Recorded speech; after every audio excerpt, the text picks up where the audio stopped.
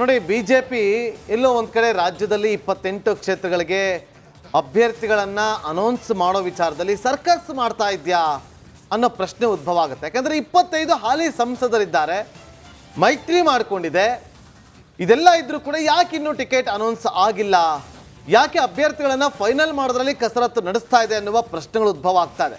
ನೋಡಿ, 195 ಲೋಕಸಭಾ ಕ್ಷೇತ್ರಗಳಿಗೆ ticket announce ಮಾಡಿ ಆಗಿದೆ ಬೇರೆ ಬೇರೆ ರಾಜ್ಯಗಳಲ್ಲಿ. ಆದರೆ ಕರ್ನಾಟಕ ರಾಜ್ಯದಲ್ಲಿ ದಕ್ಷಿಣ ಭಾರತದ ಬಿಜೆಪಿಯ ಹೆಬ್ಬಾಗಿಲು ಅಂಥದ್ರಲ್ಲಿ ಇನ್ನೂ ಒಂದು ಕ್ಷೇತ್ರಗಳಿಗೂ ಕೂಡ ಟಿಕೆಟ್ ಫೈನಲ್ ಮಾಡಿಲ್ಲ. ಯಾಕಂದರೆ ಹೈಕಮಾಂಡ್ ಮಟ್ಟದಲ್ಲಿ, ವರಿಷ್ಠರ ಮಟ್ಟದಲ್ಲಿ ಫೈನಲ್ ಆಗಿರುತ್ತೆ, ಆದರೆ ಅದೆಲ್ಲೂ ಕೂಡ ಬಹಿರಂಗ ಆಗ್ತಾ ಇಲ್ಲ.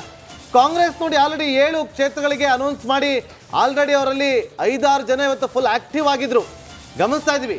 ನೋಡಿ, ಫಸ್ಟ್ ಲಿಸ್ಟ್ ಅನೌನ್ಸ್ ಆದರೂ ಕೂಡ ರಾಜ್ಯದ ಲಿಸ್ಟ್ ಪೆಂಡಿಂಗ್ ಆಗಿದೆ. ಬಿಜೆಪಿಯ ಬಹುತೇಕ ಹಾಲಿ ಸಂಸದರಿಗೆ ಟಿಕೆಟ್ ಇಲ್ವಾ? ಯಾಕೆ ಈ ಪ್ರಶ್ನೆ ಮೂಡ್ತಾ ಇದೆ ಅಂತಂದರೆ, ಅಂತೆ ಕಂತೆ ವದಂತಿ ಎಲ್ಲವೂ ಕೂಡ ಹರಿದಾಡ್ತಾ ಇತ್ತು.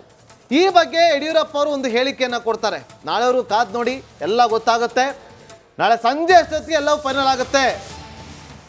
ಯಾರಿಗೆ ಟಿಕೆಟ್ ಕೊಡಬೇಕು, ಯಾರಿಗೆ ಟಿಕೆಟ್ ಕೊಡಬಾರ್ದು, ಹಾಲಿ ಸಂಸದರಿಗೆ ಟಿಕೆಟ್ ಕೊಡಬೇಕಾ ಅಥವಾ ಹೊಸಬರಿಗೆ ಮಣೆ ಹಾಕಬೇಕಾ, ಅಥವಾ ತ್ಯಾಗ ಮಾಡಿದ್ದೀನಿ ಅಂತ ಹೇಳ್ಕೊಂಬರ್ತಿದ್ದಾರೆ ಇವತ್ತು ಅವರಿಗೆ ಕೊಡ್ತಾರಾ, ಅಥವಾ ಕುಟುಂಬದ ಒಂದು ಡಿಮ್ಯಾಂಡಿಂದಾಗಿ ಟಿಕೆಟ್ ಘೋಷಣೆ ಮಾಡ್ತಾರ ಗೊತ್ತಿಲ್ಲ. ಆದರೆ BS ಯಡಿಯೂರಪ್ಪ ಅವ್ರಿಗಂತೂ ಫುಲ್ ಪವರ್ ಕೊಟ್ಟಿದ್ದಾರೆ ಅನ್ನುವ ವಿಚಾರ ಇದೆ. ರಾಜಕೀಯ ಪಡಸಾಲೆಯಲ್ಲಿ ಚರ್ಚೆಗಳು ನಡೀತಾ ಇದೆ. ಮೊನ್ನೆ ನಡೆದಂಥ ಒಂದು ಸುತ್ತಿನ ಮೀಟಿಂಗ್ನಲ್ಲಿ ಒಂದು ಹಂತದ ಫೈನಲ್ ಆಗಿದೆ. ನೋಡಿ, ಒಂದೊಂದು ಲೋಕಸಭಾ ಕ್ಷೇತ್ರದಲ್ಲೂ ಕೂಡ 3 ಜನ ಅಥವಾ 4 ಜನರ ಹೆಸರನ್ನು, ಹಾಲಿ ಸಂಸದರ ಹೆಸರ ಜೊತೆಯಲ್ಲೂ ಕೂಡ 3-4 ಜನರ ಹೆಸರನ್ನು ಸೇರಿಸಿದ್ದಾರೆ. ಅದರಲ್ಲಿ ಯಾರನ್ನ ಬೇಕಾದ್ರೂ ಫೈನಲ್ ಮಾಡ್ಬೋದು. ಇನ್ನು ಮೈತ್ರಿ ಮಾಡ್ಕೊಂಡಾಗಿದೆ, ಮೈತ್ರಿಗೆ ಯಾವ ಕ್ಷೇತ್ರಗಳನ್ನು ಬಿಟ್ಟುಕೊಡ್ಬೋದು. ಇದೇ ಯಡಿಯೂರಪ್ಪ ಅವರು ಹೇಳಿದರು 4 ದಿನದ ಹಿಂದೆ 2-3 ಕ್ಷೇತ್ರಗಳನ್ನು ಬಿಟ್ಟು ಕೊಡೋದ್ರ ಬಗ್ಗೆ ಚರ್ಚೆ ಇದೆ ಅಂತೇಳಿ. ಸೊ ಇದೆಲ್ಲ ಆದ ಬಳಿಕ ಅಂತೆ ಕಂತೆ ವದಂತಿಗಳು ಇದೆಲ್ಲವೂ ಕೂಡ ಹಾಲಿ ಸಂಸದರಿಗೆ ಟಿಕೆಟ್ ಕೊಡ್ತಾರೋ ಇಲ್ವೋ ಏನು ಅನ್ನೋದು ಎಲ್ಲದಕ್ಕೂ ಕೂಡ ಒಂದು ರೀತಿಯಲ್ಲಿ ಕೋಮ ಇಟ್ಟಿದ್ದಾರೆ. ಯಡಿಯೂರಪ್ಪ ನಾಳೆ ಸಂಜೆವರೆಗೂ ಕಾದು ನೋಡಿ ಅಂತ ಹೇಳಿ. ನೋಡಿ ಏನು ಮಾತಾಡಿದ್ದಾರೆ ಅಂತ ಶಿವಮೊಗ್ಗದಲ್ಲಿ ಮಾತಾಡಿರೋದು ಇವತ್ತು. ಹೋಗ್ತಾ ಇದ್ದೀನಿ, ಸಾಯಂಕಾಲ ಚುನಾವಣಾ ಸಮಿತಿ ಮೀಟಿಂಗ್ ಇದೆ, ಅದರಲ್ಲಿ ಪ್ರಧಾನಿಯವರು ಭಾಗವಹಿಸ್ತಾರೆ. ಮೊನ್ನೆ ಅಮಿತ್ ಶಾ ಜಿ ಜೊತೆ ನಡ್ಡಾ ಜೊತೆ ಒಂದು ಸುತ್ತು ಮಾತುಕತೆ ಆಗಿದೆ. ನಾಳೆ ಬಹುತೇಕ ಸ್ಪಷ್ಟ ಒಂದು ಚಿತ್ರ ಸಿಗಬಹುದು.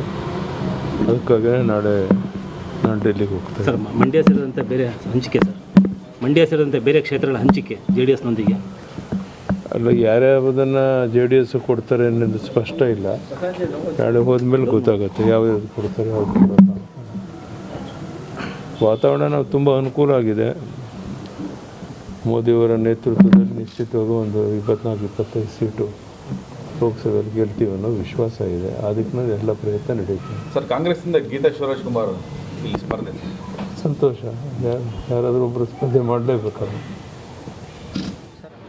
ನನ್ನ ಕ್ಷೇತ್ರದ ಪ್ರತಿಯೊಂದು 8 ವಿಧಾನಸಭಾ ಕ್ಷೇತ್ರದ ಎಲ್ಲ ನನ್ನ ಪಕ್ಷದ ಕಾರ್ಯಕರ್ತರು, ಎಲ್ಲ ನನ್ನ ವಿಧಾನಸಭಾ ಕ್ಷೇತ್ರದ ಅಧ್ಯಕ್ಷರು ಮತ್ತು ಅವರ ಎಲ್ಲ ಸದಸ್ಯರುಗಳು, ಜಿಲ್ಲಾ ಕಮಿಟಿ, ವಿಶೇಷವಾಗಿ ರಾಜ್ಯದ ಎಲ್ಲ ವರಿಷ್ಠರು, ಮುಖ್ಯಮಂತ್ರಿ, ಮಾಜಿ ಮುಖ್ಯಮಂತ್ರಿದಿಂದ ಬಾಕಿ ಎಲ್ಲರೂ ಕೂಡ ನೀವೇ ಕಂಟೆಸ್ಟ್ ಮಾಡಬೇಕು ಅಂತ ಹೇಳುವಂಥದ್ದನ್ನು ಒತ್ತಡ ಹಾಕಿದ ಮೇಲೆ, ನಾನು ಪಾರ್ಟಿಗಿಂತ ದೊಡ್ಡವನಲ್ಲ.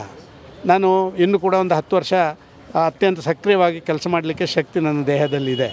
ಆದ ಕಾರಣ ಇಷ್ಟೆಲ್ಲ ಹೇಳಿದ ಮೇಲೆ, ಪಕ್ಷದ ಇಷ್ಟೆಲ್ಲ 100ಕ್ಕೆ 100 ಜನ ನೀವೇ ಆಗಬೇಕು ಅಂತ ಹೇಳಿದ ಮೇಲೆ ನಾನು ಹಿಂದೇಟು ಹಾಕೋದು ಅದು ಸ್ವಾಭಾವಿಕವಾಗಿ ಒಂದು ಅಹಂಕಾರ ಆಗುತ್ತೆ, ಈಗೋ ಪ್ರಾಬ್ಲಮ್ ಆಗುತ್ತೆ ಅಂತ ಹೇಳೋದಕ್ಕೆ ಬೇಕಾಗಿ ಇಲ್ಲ ಆಯಿತು ನಿಮ್ಮೆಲ್ಲರದಕ್ಕೆ ನಾನು ಕಂಟೆಸ್ಟ್ ಮಾಡ್ತೇನೆ ಅಂತ ಕಳೆದ 1 ತಿಂಗಳಿಂದ ನಾನು ಚುನಾವಣಾ ರಂಗದಲ್ಲಿ ಇರುವಂಥದ್ದು ನೀವು ಕಂಡಿದ್ದೀರಿ. ಸರ್, ಒಂದು ವೇಳೆ ನನಗೆ ಟಿಕೆಟ್ ಕೊಡಬೇಕು, ನನಗೆ ಟಿಕೆಟ್ ಕೊಡಬೇಕು.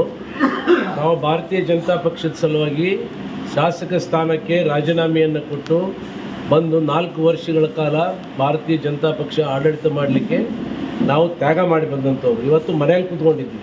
ಈಗ ನಮಗೆ ಟಿಕೆಟ್ ಕೊಡಬೇಕು ಹೊರತು ಬೇರೆಯವ್ರಿಗೆ ಕೊಟ್ಟರೆ ಸರಿಯಲ್ಲ, ನಮಗೆ ಕೊಡಬೇಕು ಅಂತೇಳಿ ನಾನು ಪಕ್ಷದ ವರಿಷ್ಠರಲ್ಲಿ ವಿನಂತಿ ಮಾಡ್ತೇನೆ. ಮತ್ತು ನಮಗೆ ಹೆದರ್ಸೋದು ಬೆದರ್ಸೋದು ಗೊತ್ತಿಲ್ಲ. ಹಾಗಂತ ನಾವು ಸೈಲೆಂಟಾಗಿ ನಾವು ಕೇಳಿದ್ದೀವಿ ಕೊಟ್ಟರೆ ನಿಲ್ತೀವಿ ಅಂತ ಹೇಳ್ಕೊಂಡು ಹೋಗುತ್ತೀವಿ ಅಂತ ಏನು ಹೇಳ್ತಾ ಇದ್ದೀವಿ, ಅದು ನಮ್ಮ ದೌರ್ಬಲ್ಯ ಅಂತ ಭಾವಿಸ್ಬಾರ್ದು. ಅದು ನಮ್ಮ ದೌರ್ಬಲ್ಯ ಅಲ್ಲ, ಪಕ್ಷದ ಶಿಸ್ತಿನ ಸಿಪಾಯಿಗೆ ಹೇಳ್ತೀವಿ. ಬಸವರಾಜ ಬೊಮ್ಮಾಯಿ ಅವರು ಈಗಾಗಲೇ ಮುಖ್ಯಮಂತ್ರಿಗಳಾಗಿದ್ದಾರೆ, ಈಗಾಗಲೇ ಶಾಸಕರಾಗಿದ್ದಾರೆ.